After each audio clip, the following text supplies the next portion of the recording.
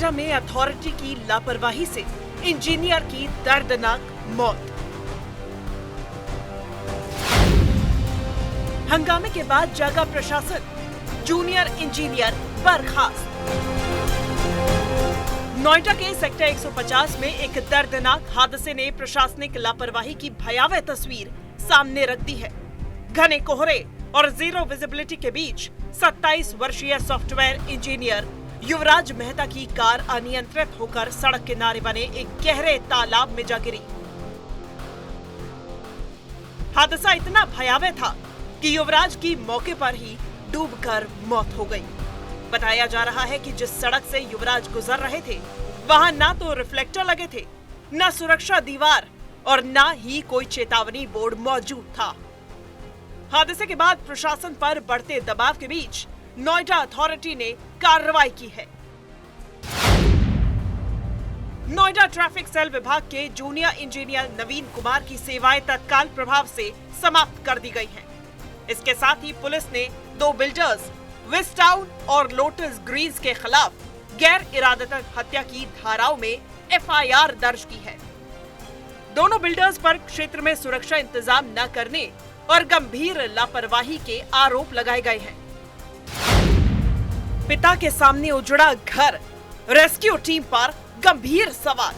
इस हादसे का सबसे दर्दनाक पहलू ये है कि युवराज की मौत उनके पिता के सामने हुई। युवराज के चीखने की आवाजें उनके पिता तक पहुंच रही थी, लेकिन कोहरे के चलते पिता उन तक नहीं पहुंच सके। जिस मॉल के गड्ढे में डूबकर युवराज की जान गई, वो प्लॉट नोएडा प्राधिकरण के कब्जे में था। बावजूद इसके वहां कोई सेफ्टी वॉल या बैरिकेडिंग नहीं की गई थी। पीड़ित परिवार ने नोएडा अथॉरिटी पर गंभीर लापरवाही का आरोप लगाते हुए जवाबदेही तय करने की मांग की है।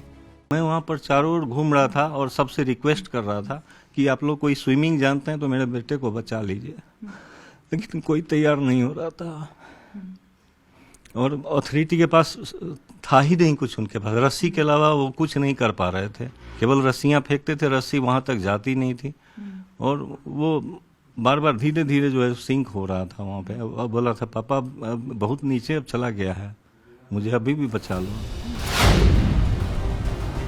नोएडा अथॉरिटी ने दिया जांच का भरोसा। युवराज की मौत की जिम्मेदार नोएडा अथॉरिटी ने पूरे मामले की जांच के आदेश दे दिए हैं। कार्रवाई जारी है। किस एजेंसी को काम आवंटित था, पानी कहां से आया और जिम्मेदारी किस किस की है, इन सभी पहलुओं की जांच की जा रही है। सेक्टर 150 नोएडा में जो दुखद घटना हुई है उसके संबंध में नोएडा प्राधिकरण की ओर से जांच करवाई जा रही है और जांच उपरांत कार्रवाई करेंगे। इसमें अभी उसकी पूरी विस्तृत जांच करवा रहे हैं। जांच में पता चलेगा किसकी जमीन थी, किसको आवंटित है और कौन उसका किसको मेंटेन करनी थी। वो पहले भी हुआ था हादसा, फिर क्यों नहीं जागा सिस्टम? सबसे बड़ा सवाल यह है कि जिस जगह युवराज की मौत हुई वहां महज 17 दिन पहले यानी 31 दिसंबर को एक ट्रक भी हादसे का शिकार हो चुका था। उस वक्त भी ट्रक का अगला हिस्सा गड्ढे में गिर गया था और क्रेन से उसे बाहर निकाला गया था। इसके बावजूद प्रशासन ने कोई ठोस कदम नहीं उठाया।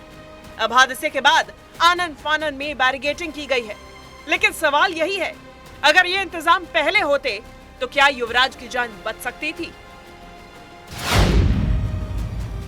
सड़कों पर उतरे लोग, न्याय की मांग तेज। उधर युवराज की मौत के बाद इलाके में भारी आक्रोश है। लोगों ने कैंडल मार्च निकालकर न्याय की मांग की और चेतावनी दी कि अगर जिम्मेदारों पर सख्त कार्रवाई नहीं हुई तो आंदोलन तेज किया जाएगा। एक्शन तो होना ही चाहिए ताकि आगे ऐसी कोई घटना ना हो सके, लेकिन अभी तो सिर्फ बेबस है हम लोग। सिर्फ बेबस, ये कैंडल जला के बस एक बेबसी दिख रही है हमारी और कुछ नहीं। हम बेबस है। किसको जिम्मेदार मानते हैं आप इस हादसे के लिए? प्रशासन, इस पूरा प्रशासन ही जिम्मेदार है और कोई नहीं। अगर वहाँ पे 70 फीट गहरा गड्ढा था तो इसकी जानकारी हम लोगों को होनी चाहिए थी। एक साइनेज होना चाहिए था, एक बोर्ड होना चाहिए था, एक कॉशन बोर्ड होना चाहिए था, कुछ भी नहीं था वहाँ पे। यह हादसा सिर्फ एक परिवार की त्रासदी नहीं है, बल्कि रेस्क्यू टीम की उस लापरवाही का आईना है जो बार बार जानलेवा साबित हो रही है। अब सवाल ये नहीं कि कार्रवाई हुई या नहीं, सवाल यह है कि क्या इस घटना से सबक लेकर भविष्य में ऐसे हादसों को रोका जाएगा या फिर सिस्टम अगले हादसे का इंतजार करता रहेगा?